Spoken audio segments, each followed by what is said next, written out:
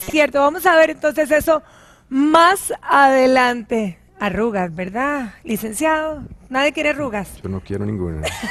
Ok, muy bien.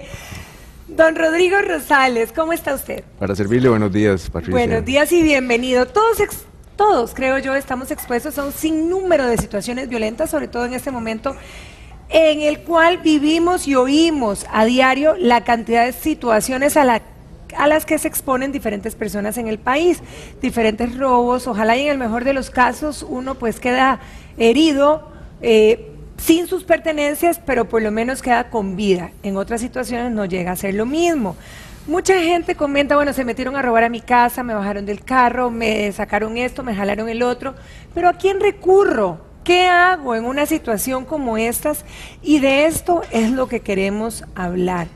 Licenciado, en cualquiera de estas situaciones, sobre todo cuando hemos visto en diferentes noticias que se captura a un señor, a un individuo, y a las pocas horas ya está suelto, entonces mucha gente dice, ¿hasta para qué denunciar? ¿Para qué me voy a tomar el tiempo si al final no se hace nada? ¿Qué hay que hacer? Sí, buenos días nuevamente. Efectivamente, el país está atravesando por una situación importante de incremento en la violencia. Y cuando digo de incremento, es que si usted observa los acontecimientos del diario vivir, la violencia se ha incrementado, es decir, ya el delincuente no le basta con arrebatar la cartera, con llevarse la laptop, sino que tiene una violencia extrema, mata a la persona sin ninguna necesidad, es decir, ya el delito está consumado y se vuelve innecesario el dolor que se le causa a la víctima. Eso es un ensañamiento. O tienen prácticas de alevosía, es decir, actúan sobre seguros cuando la víctima está totalmente desprevenida. De tal manera que se ha hecho necesarias reformas para incluir esa violencia sobre las personas, esa fuerza sobre las cosas, como una causal para que los jueces puedan ordenar la prisión preventiva en algunos casos que son puestos en su conocimiento. ¿Qué es lo que debe hacer la persona? Bueno, lógicamente, la persona que es objeto de un delito debe ponerlo en conocimiento de las autoridades, debe poner esa noticia criminis, sea en el lugar de la localidad donde habita, por ejemplo, si es en la zona de Guadalupe, de Coronado, de Moravia, en el segundo circuito judicial, si es San Pedro, en el primer circuito judicial, perdón, si es un fin de semana, pues en el organismo de investigación judicial. Por ejemplo, licenciado, vamos a casos puntuales. Estoy yo andando, pues, circulando en las calles y de repente me jalan la cartera, me roban la cartera, que eso es algo común en el día a día, como usted decía.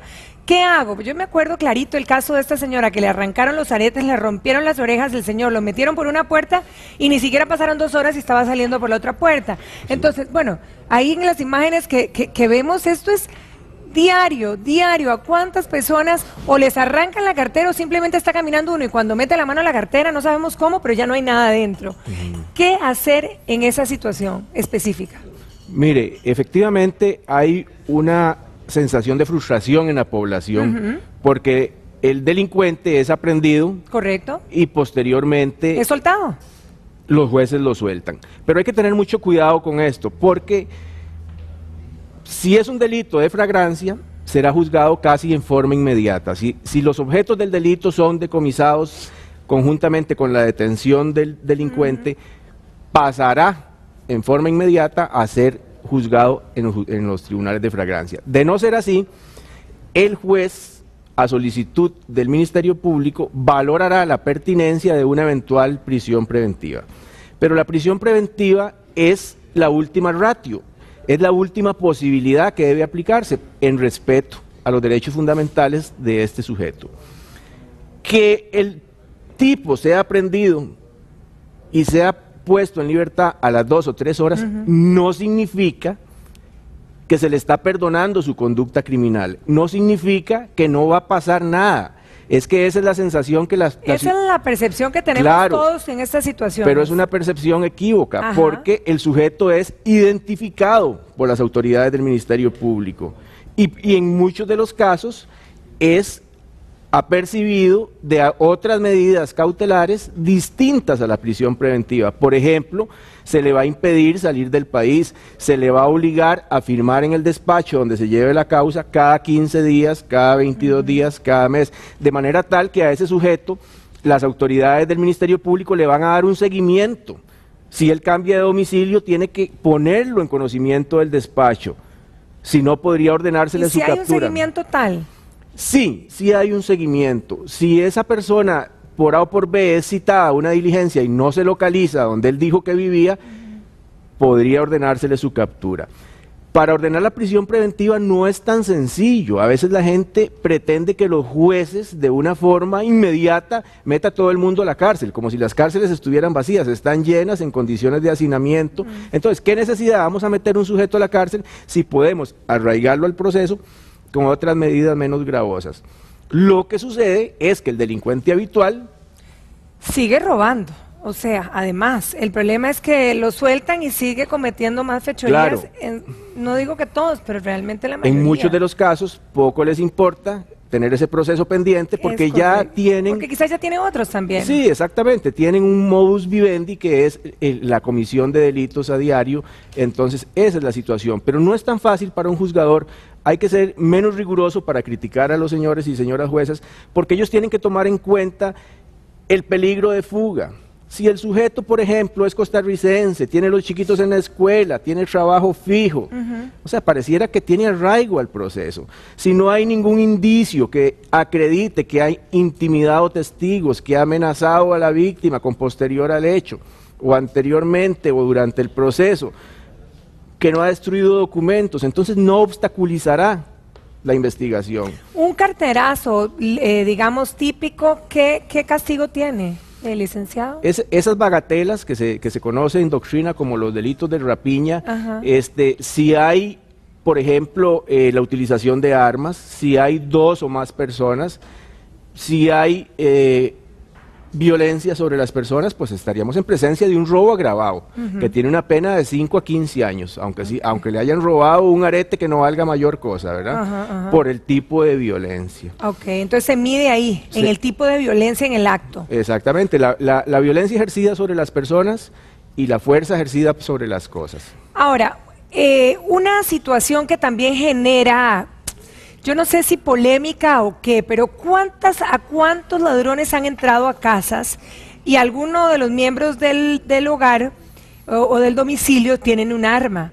Entonces, disparo, puede ser que hiera, puede ser que se escape, puede ser que lo mate, qué sé yo. Pero entonces, evidentemente, asumo que fue en legítima defensa. Pero esto también tiene sus aristas y hemos Claro. visto que mucha gente se ha encontrado en muchos problemas por haberse defendido en su propio territorio. ¿Cuál es la real situación de esto? Sí, Patricia, mire, ese es un tema muy interesante y es un tema digno de analizar con detalle. El artículo 28 del Código Procesal Penal establece la posibilidad de que la persona que repele una agresión ilegítima en defensa de sus bienes, de sus derechos o de los de un tercero, no comete delito.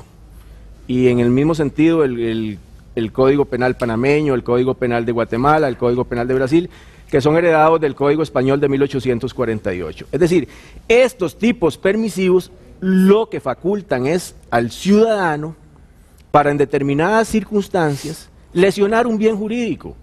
Es decir, poder matar incluso a una persona, que es de los bienes jurídicos más importantes, la vida. Claro, claro.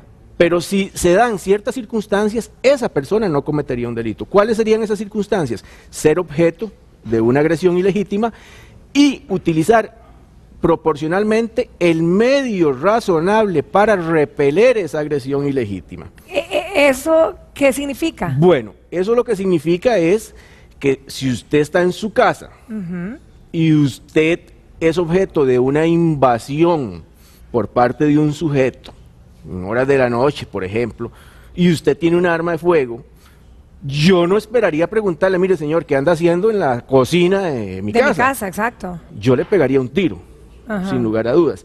Me parece que esa actuación de mi parte sería una actuación amparada bajo el Serían instituto de la legítima defensa. Ajá. Igualmente sucedería si soy bajado del automóvil. Igualmente sucedería si es una ama de casa que viene sufriendo un ciclo de violencia por parte de su compañero, agresiones. Es más, hay jurisprudencia en ese sentido. Para una legítima defensa en violencia doméstica. Personas que han venido siendo objeto de agresiones por su compañero, o que este agresor viene realizando esos actos de agresión no contra ella, sino contra una hija, porque el instituto tutela la defensa del derecho del tercero, no solamente el mío. Y en ese sentido también se han dado muertes y no hay una pena. Aquí es importante hacer la siguiente aclaración. El delito tiene, digamos, varias facetas. Tiene la acción, que es aquella conducta que modifica el mundo exterior. La tipicidad, es decir, el hecho tiene que estar en un código, como el Código Penal, que sancione esa conducta. Además debe ser antijurídico, que significa que no puede, que riñe contra el ordenamiento jurídico. Precisamente la legítima defensa hace desaparecer esa conducta contraria al ordenamiento jurídico. Entonces no se hace necesario ni siquiera ir al estadio de la culpabilidad. Vea usted, por ejemplo, un señor que recientemente salió en las noticias que tenía un supermercado y fue asaltado, mató al sujeto. Obviamente de momento es detenido, es identificado, las autoridades deben determinar las circunstancias. Y es legítima defensa ahí. En que se dio. Por supuesto. Y si usted lo ve, cada día es más común que suceda eso. Que sí. Entran los sujetos y asaltan, pero ya las víctimas no están dispuestas a sufrir el agravio. ¿Qué pasa si las víctimas, es decir, si yo tengo mi arma para defenderme, pero que los malhechores o los ladrones o los que fueran entran sin armas, sin estar armados, o entran con arma blanca y yo lo mato con pistola o con arma de fuego? ¿Hay alguna diferencia en esto, o yo estoy defendiendo mi terreno y no tengo por qué saber si el señor está armado o no? Mire, el tema es muy interesante y ha sido de amplia discusión en doctrina y en tribunales, porque se ha interpretado en forma equivocada que cuando se habla de proporción, significa que si usted me ataca a mí con un cuchillo, yo tengo que ir a buscar un cuchillo.